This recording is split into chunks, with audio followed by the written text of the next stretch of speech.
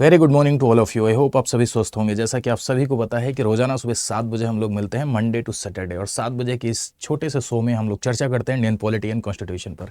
उद्देश्य यही है आपके भीतर पॉलिटी के बेटर अंडरस्टैंडिंग क्रिएट करना। यह एक बूस्टर सीरीज है जिसका उद्देश्य है 12 अक्टूबर की जो आपकी परीक्षा है उस परीक्षा के लिए आपको तैयार करना। फैक्ट, कॉन्सेप्ट, साथ साथ रिवीजन, जो बातें आपने पढ़ी हैं थ्योरी क्लासेस के दौरान लेकिन रिवीजन के अभाव में भूल गए, एक बार फिर से याद दिलाना, ये मेरा ऑब्जेक्टिव है। चाय की चुस्कियों के साथ 10 मिनट देना है और 10 मिनट में कम से कम 30 फैक्ट सीख के जाना है और 2-4 कॉन्सेप्ट सीख के जाना है। तो चलिए शुरू करते हैं आज की इस कहानी को। पहला सवाल आपका ये है जिसमें लिखा हुआ निम्न कथनों पर विचार कीजिए। सबसे पहला, आर्टिकल 25 प्रत्येक व्यक्ति को अंतःकरण की स्वतंत्रता की गारंटी देता है।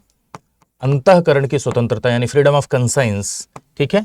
सेकंड स्टेटमेंट लिखा हुआ है कि यह अधिकार सार्वजनिक स्वास्थ्य, माफ कीजिएगा सार्वजनिक व्यवस्था, पब्लिक ऑर्डर, नैतिकता, मोरालिटी, स्वास्थ्य यानी हेल्थ के अधीन है।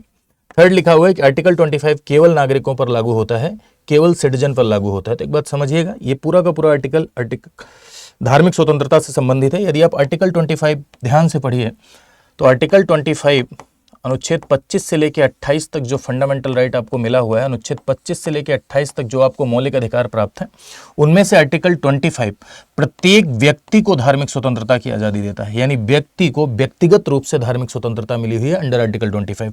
कैसे धार्मिक स्वतंत्रता मिली हुई है कि प्रत्येक व्यक्ति को, व्यक्ति का मतलब है कि देशी और विदेशी दोनों, ठीक है। अगर सिर्फ नागरिकों के लिए होता तो यहां क्या लिखा होता, यहां नागरिक लिखा होता, लेकिन नागरिक शब्द का इस्तेमाल न करके क्या शब्द का इस्तेमाल किया गया है, पर्सन यानी व्यक्ति शब्द का इस्तेमाल किया गया है। और प्रत्येक व्यक्ति को फ्रीडम ऑफ कंसाइंस, अंतःकरण की आजादी है। अपनी अंतःकरण से, अपनी इच्छा से वो अपना भगवान चुन सकता है, किसी भी विचारधारा में विश्वास कर सकता है, किसी भी धर्म में आ सकता है, किसी भी धर्म में जा सकता है, किसी भी धर्म को मान सकता है, किसी को अपना भगवान चुन सकता है। पत्थर में भगवान आप ढूंढ रहे हैं, पत्थर में भगवान है। महबूब में आप भगवान ढूंढ रहे हैं, माला चढ़ाइए, अगरबत्ती जलाइए, उसी में भगवान। इंडियन कॉन्स्टिट्यूशन आपको भगवान चुनने की स्वतंत्रता देता है, ठीक है।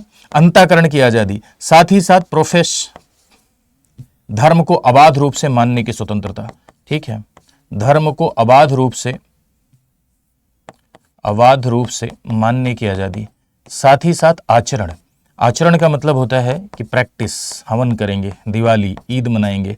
प्रचार प्रसार करने की भी आजादी है। लेकिन ध्यान रखिएगा, सुप्रीम कोर्ट ने यह स्पष्ट किया है कि लालच देकर, लोभ देकर या दबाव बनाकर या किसी भी प्रकार का बल का प्रयोग करके आप किसी व्यक्ति का धर्म परिवर्तन नहीं करा सकते। धर्म परिवर्तन किसी संस्था का अधिकार नहीं, ये हमारा व्यक्तिगत अधिकार है। ये व्यक्तिगत धार्मिक स्वतंत्रता है कि हम किस धर्म में रहें और किस धर्म में जाएं। किसी संस्था का यह अधिकार नहीं है। अनुच्छेद 25 के तहत व्यक्ति को व्यक्तिगत रूप से यह धार्मिक अधिकार प्राप्त है, यानी इंडिविजुअल राइट है ये कि हम किसी भी रिलीजन को चेंज कर सकते हैं। तो अंतःकरण की आजादी, धर्म को अबाध रूप से मानने की आजादी, धार्मिक चिन्हों को प्रदर्शित करने की आजादी, प्रैक्टिस यानी आचरण, धार्मिक आचरण की स्वतंत्रता, प्रचार प्रसार करने की स्वतंत्रता अनुच्छेद 25 के तहत व्यक्ति को प्राप्त है। ध्यान रखिएगा, क्या ये स्वतंत्रता असीमित है? जी नहीं, ये स्वतंत्रता असीमित नहीं है, बल्कि ये किसके अधीन है? Public order. पब्लिक ऑर्डर यानी लोक व्यवस्था। अगर मान लो कहीं दंगा हो गया, कहीं दिक्कत हो गई, कानून व्यवस्था नहीं संभल रही है और आप मंदिर जा रहे हैं, आप पूजा करने जा रहे हैं, तो रोका जा सकता है। नैतिकता, मोरालिटी, अब पता चला आप कि धर्म के नाम पे नरबली दे रहे हैं तो रोका जा सकता है, ठीक है। नैतिकता के आधार पर, पब्लिक ऑर्डर के आधार पर, स्वास्थ्य, जैसे कोविड के दौरान देखो मंदिर जाने दिया गया क्या? नहीं ना, कोविड के दौरान मंदिर के कपाट बंद रहे। तो नैतिकता, स्वास्थ्य और सार्वजनिक व्यवस्था के आधार पर इसे रिस्ट्रिक्ट किया जा सकता है। तो दीज आर रीजनेबल रिस्ट्रिक्शंस, यानी इन प्रतिबंधों के अधीन रहते हुए, इन रिस्ट्रिक्शंस के अधीन रहते हुए अंडर आर्टिकल 25 अनुच्छेद 25 के तहत आपको धार्मिक स्वतंत्रता प्राप्त है, ठीक है। तो सेकंड स्टेटमेंट सही है, पहला स्टेटमेंट भी आपका सही है। तीसरा कह रहा है कि केवल नागरिकों को, जी नहीं भैया, केवल नागरिकों के लिए जो मौलिक अधिकार हैं वो 15, 16, 19, 29, 30 ये केवल नागरिकों को प्राप्त है। ये गलत हो जाएगा, आंसर हो जाएगा आपका फर्स्ट एंड सेकंड। ध्यान रखिएगा, अनुच्छेद 25 के स्पष्टीकरण में यह भी लिखा है कि सिखों का कृपाण रखने का अधिकार भी अनुच्छेद 25 के तहत मौलिक अधिकार में आता है। साथ साथ हिंदू धर्म के अंतर्गत बुद्ध, जैन और सिख सम्मिलित हैं। यानी हिंदू धर्म के लिए अगर कोई इंस्ट्रक्शन, कोई निर्देश जारी होगा तो उसमें जैन, बौद्ध और सिख क्या होंगे? सम्मिलित होंगे। This is the explanation of the article 25, ठीक है। चलिए आगे आते हैं। अगला सवाल आपका फंडामेंटल राइट से रिलेटेड है। लिखा हुआ है कि संविधान में मौलिक अधिकार न्यायालय द्वारा जस्टिसिएबल है, यानी न्यायालय द्वारा प्रवर्तनीय है। दूसरा लिखा है मौलिक अधिकारों के उल्लंघन पर कोई भी व्यक्ति सीधे सुप्रीम कोर्ट जा सकता है। तो आप जानते हैं कि मौलिक अधिकारों का ये नेचर है, यानी फंडामेंटल राइट का ये प्रकृति है कि मौलिक अधिकार गारंटीड होते हैं। क्या होते हैं मौलिक अधिकार? गारंटीड होते हैं, यानी हनन के मामले में आप डायरेक्ट सुप्रीम कोर्ट और हाई कोर्ट का दरवाजा खटखटा सकते हैं, क्लेम कर सकते हैं।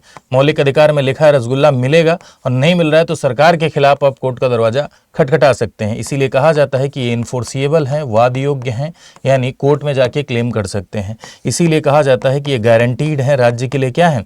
बाध्यकारी हैं। ठीक है, कैसे जा सकते हैं? तो आर्टिकल 32 आप डायरेक्ट सुप्रीम कोर्ट का दरवाजा खटखटा सकते हैं, डायरेक्ट सुप्रीम कोर्ट भी जा सकते हैं, और आर्टिकल 226 आप डायरेक्ट हाई कोर्ट भी जा सकते हैं। डायरेक्ट सुप्रीम कोर्ट जाएंगे तो सुप्रीम कोर्ट आपके मौलिक अधिकारों को इन्फोर्स कराने के लिए, मौलिक अधिकारों को लागू कराने के लिए रिट जारी करती है।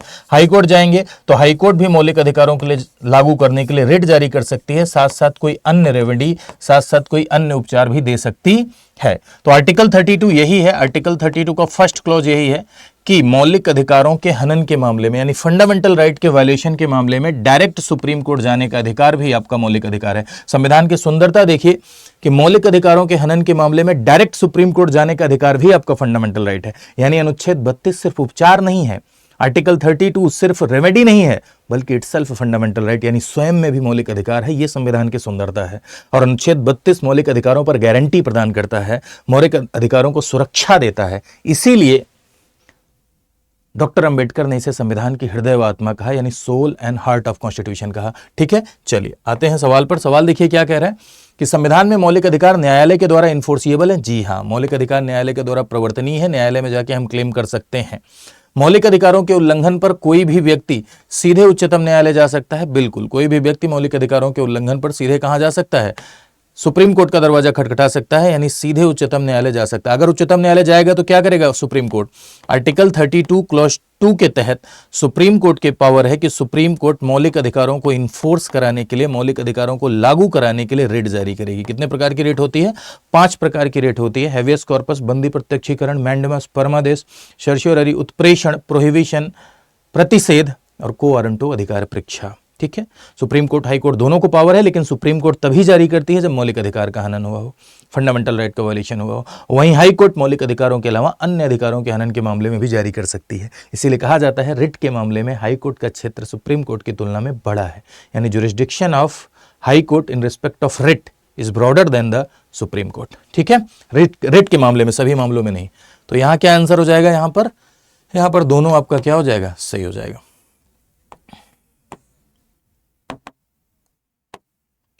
अगला डायरेक्टिव प्रिंसिपल से रिलेटेड सवाल है। पहला स्टेटमेंट देखिए, पढ़िएगा। पहला स्टेटमेंट आपका लिखा है कि डीपीएसपी का विचार आयरलैंड से लिया गया है। दूसरा लिखा है इसे अदालतों में लागू किया जा सकता है, इन्फोर्सिएबल है।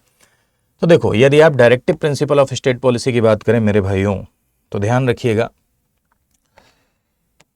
To make a welfare state, लोक कल्याणकारी राज्य की स्थापना के लिए, सोशियो एंड इकोनॉमिक जस्टिस के लिए, क्या बनाने के लिए? लोक कल्याणकारी राज्य की स्थापना के लिए। ठीक है, to make a welfare state and to ensure the socio and economic justice, यानी सामाजिक और आर्थिक न्याय की अवधारणा को स्थापित करने के लिए, सामाजिक और आर्थिक लोकतंत्र की अवधारणा को स्थापित करने के लिए हमारे संविधान निर्माताओं के द्वारा कुछ निर्देश दिए गए, जिन्हें संविधान के भाग 4 में रखा गया। हालांकि ये न्यायालय में लागू नहीं है। आर्टिकल 37 कहता है कि these are not enforceable in any court of law but fundamental for the governance, यानी किसी भी ये न्यायालय में लागू नहीं है, यानी इन्फोर्सिएबल नहीं है, कोर्ट में जाके क्लेम नहीं किया जा सकता है, नॉन गारंटीड है। ठीक है, लेकिन फंडामेंटल फॉर द गवर्नेंस, शासन के लिए जरूरी है। राज्य इसे अपनी आंखों का सुरमा बना के रखेगा, यानी अपनी नीतियों में, अपने कानून बनाते समय राज्य इनका ध्यान रखेगा, इन्हें शामिल करेगा। यानी राज्य से यह अपेक्षा की जाती है कि directive principle of state policy को वह अपने पॉलिसीज में एग्जीक्यूट करे, वह अपनी पॉलिसीज में लागू करे। क्लियर बात? उद्देश्य क्या है? To make a welfare state, लोक कल्याणकारी राज्य की स्थापना के लिए 36 से लेकर 51 तक ये निर्देश दिए गए हैं। तो यहां क्या लिखा है? आयरलैंड से लिया गया। जी हां, आयरलैंड से लिया गया। आयरलैंड में कहां से आया था? स्पेन से आया था, और स्पेन से आयरलैंड, फिर उसके बाद कहां? भारत। तो directive principle of state policy का ये फीचर है कि आयरलैंड से लिया गया है, पहला सही हो जाएगा। दूसरा, इन्हें अदालत में लागू कराया जा सकता है। तो कोर्ट में लागू कराया जा सकता है क्या? नहीं, ये नॉट इन्फोर्सिएबल है। देखिए, अगर आप अधिकारों की बात करें तो संविधान सभा के जो संवैधानिक सलाहकार थे उनका नाम था श्रीमान बी.एन. राव साहब। बी.एन. राव साहब ने ये सलाह दी कि अधिकारों को इंडियन कॉन्स्टिट्यूशन में दो भागों में वर्गीकृत करके रखा जाए। दो भागों में वर्गीकृत करके रखा जाए। एक आपके होंगे जिसे आप कहते हैं गारंटीड राइट्स, ठीक है, और दूसरा आपका होगा जिसे आप कहते हैं नॉन गारंटीड राइट्स, ठीक है। गारंटीड राइट्स को संविधान के भाग 3 में रखा गया और इसे फंडामेंटल राइट के नाम से जानते हैं, मौलिक अधिकार के नाम से, ठीक है। नॉन गारंटीड को संविधान के भाग 4 में रखा गया और इसे DPSP, directive principle of state policy के नाम से जानते हैं। इसका उद्देश्य है इंडिविजुअल डेवलपमेंट, व्यक्ति का व्यक्तिगत विकास, व्यक्ति का व्यक्तिगत सर्वांगीण विकास, ओवरऑल डेवलपमेंट किसी पर्सन का, किसी व्यक्ति का। इसका उद्देश्य है सामूहिक विकास, समाज का विकास, लोक कल्याणकारी राज्य की स्थापना। ये गारंटीड है, बाध्यकारी है राज्य के लिए। ये नॉन गारंटीड है। ये राज्य से अपेक्षा की जा रही है कि राज्य इसे लागू करे। बहुत व्यापक मात्रा में अधिकारों को इंडियन कॉन्स्टिट्यूशन में रखा गया और बड़ी रोचक बात है मेरे भाइयों कि जितनी व्यापकता के साथ अधिकारों को इंडियन कॉन्स्टिट्यूशन में क्लासिफाई किया गया है उतनी व्यापकता से विश्व के किसी भी संविधान में क्लासिफाई नहीं किया गया है, ठीक है। तो यहां पर पहला स्टेटमेंट आपका क्या हो जाएगा? सही हो जाएगा। सेकंड तो इसमें क्या है? गलत है। क्लियर है बात? समझ गए तीनों सवाल अच्छे से?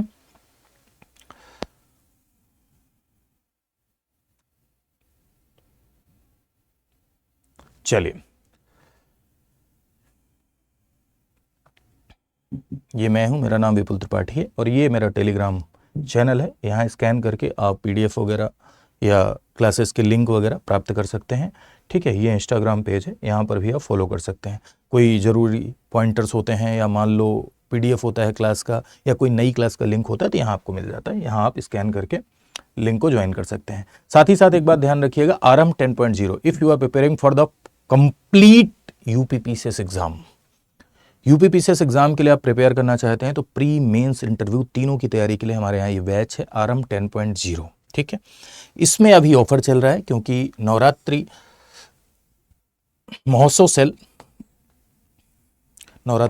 सेल तो खैर खत्म हो गया है। अभी इस समय मैं आपको बताता हूँ कि हमने 20 मिलियन सब्सक्राइबर पूरे किए हैं, ठीक है।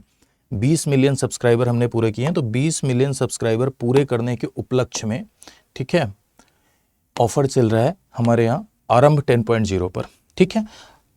ऑफर का लाभ उठाने के लिए आपको लगाना पड़ेगा ये कोड VL Live, ठीक है। क्या ऑफर चल रहा है तो वो ऑफर अभी मैं आपको थोड़ी देर में दिखा देता हूं, लेकिन पहले समझिए कि दो तरह के कोर्सेज हैं अपने यहाँ, ठीक है। एक कोर्स ऐसा है जिसे गोल्ड कहते हैं। गोल्ड में आपको ई नोट्स मिलती है, क्लासेस मिलती हैं, मैगजीन मिलती है करंट अफेयर की और मेंटोरशिप मिलती है मेंटोर्स के द्वारा, ठीक है। Complete preparation, pre mains and interview. और हाँ, अगर आप प्री पास कर जाते हैं तो जो भी पैसा आप दिए हैं गोल्ड परचेज करने के लिए वो वापस हो जाता है।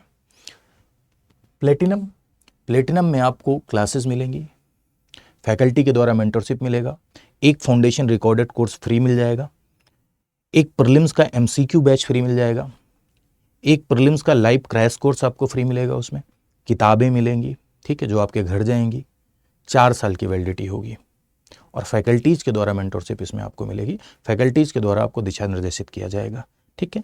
अब इस समय हमारे यहाँ स्टडी IQ परिवार ने 20 मिलियन सब्सक्राइबर का आंकड़ा पूरा किया है। तो 20 मिलियन सब्सक्राइबर का आंकड़ा पूरा किया है तो इसके उपलक्ष्य में दोनों पर ऑफर चल रहा है। 8,999 रुपये ये आपकी जो फीस है वो गोल्ड की है और 15,999 रुपये ये आपकी फीस जो है वो प्लेटिनम की है। लेकिन ये मैक्सिमम डिस्काउंट आपको मिलता है एक कोड लगाने के बाद, और कोड है BL Live। ये कोड अगर आप लगाएंगे तो आपको मैक्सिमम डिस्काउंट इस पर मिल जाएगा, ठीक है। कैसे परचेज करना है तो बैच परचेज करने के लिए मेरे भाइयों आपको जाना होगा, सबसे पहले गूगल पे जाइए और उस पर लिखिए स्टडी IQ, ठीक है। जैसे आप गए गूगल पे, सर्च किया आपने स्टडी IQ एजुकेशन आ गया यहाँ पर, ठीक है। अब यहाँ स्टडी IQ एजुकेशन आने के बाद आप इधर जाएंगे स्टेट PCS पे, क्योंकि आप PCS की तैयारी कर रहे हैं। उत्तर प्रदेश की आप तैयारी कर रहे हैं, उत्तर प्रदेश PCS पे जाएं। देखो ये आरएम 10.0 दिख रहा है, 22,999 रुपये इसकी प्राइस है। लेकिन फिर उसके बाद क्या करेंगे, आप बाय नाउ पे क्लिक करेंगे, यहाँ आपका नंबर मांगेगा, ठीक है। नंबर इंटर करिएगा, OTP आएगा, उसके बाद कोड लगाइएगा, प्राइस कम हो जाएगा, यहाँ से आप परचेज कर सकते हैं। और सारे फीचर्स भी इधर दिए हुए हैं, सारे के सारे फीचर्स भी देख सकते हैं, कौन कौन से हमारे यहाँ बेहतर फैकल्टी हैं वो सारा आप देख सकते हैं। ठीक है, देखने के बाद आप अपनी सुविधा अनुसार बैच को परचेज कर सकते हैं। ठीक है, आई होप आप सभी को ये सेशन पसंद आया हो, अच्छा लगा होगा तो ज़रूर अपने दोस्तों के मध्य शेयर करिएगा। साथ ही साथ एक बात और ध्यान रखिएगा कि मंडे टू सैटरडे प्रश्नों पर व्याख्या सहित चर्चा चलती है शाम 7 बजे लाइव। तो शाम 7 बजे लाइव अब मेरे साथ जुड़ना मत भूलें। ठीक है, इसमें प्रश्नों पर व्याख्या सहित चर्चा चलती है, प्रश्नों का पूरा पोस्टमार्टम होता है। ये भी 12 अक्टूबर के लिए, मिशन 12 अक्टूबर, यानी 12 अक्टूबर के लिए आपकी प्रैक्टिस हो सके, इसलिए ये पूरी की पूरी सीरीज डिजाइन की गई है। ठीक है, चलिए, thank you so much to all of you. खूब खुश रहिए, खूब स्वस्थ रहिए, खूब आगे बढ़िए जीवन में, और मेरी शुभकामनाएं कि आप सब प्रगति करें, ईमानदारी से तैयारी करिए मेरे भाइयों। जितना आप तैयारी के प्रति ईमानदार रहेंगे, मेरा दावा है रिजल्ट उतना बेहतर होगा।